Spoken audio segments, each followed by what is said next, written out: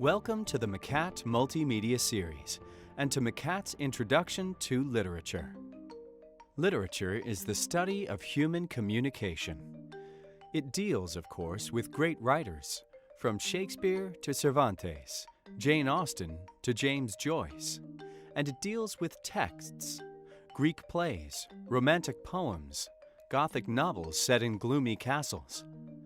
But it's also about more than that. Literature offers access to vibrant forms of expression and asks us to embrace new ways of thinking about the world.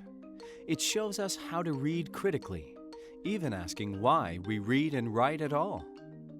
Above all, it explores how we communicate ideas and why. So for a student of literature, all forms of communication are considered texts and can become the focus of critical inquiry. Rap lyrics, the language of advertisements, our favorite films, stories, poems, diaries, letters, even our constantly updated statuses on social media platforms. All are products of the urge to share ideas and experiences. And each offers its own insights into the ways that we, as humans, see the world.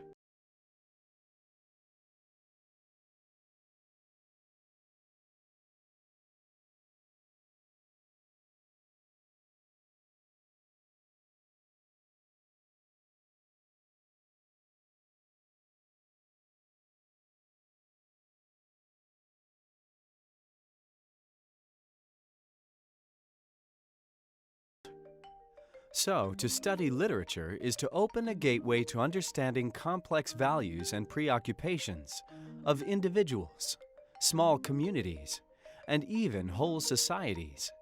It helps us to imagine what it is like to be someone else and to live a better, more exciting, or simply different life in our own minds. Because literature is complex, though, we need to decode it.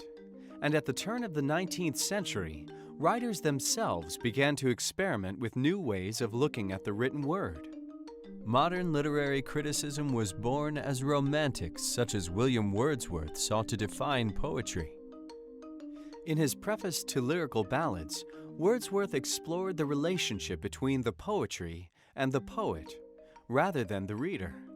He asked what sort of language poets should use, and how their words are interpreted by human minds. 100 years later, criticism had moved beyond the page. New schools of thought emerged that sought to understand the historical,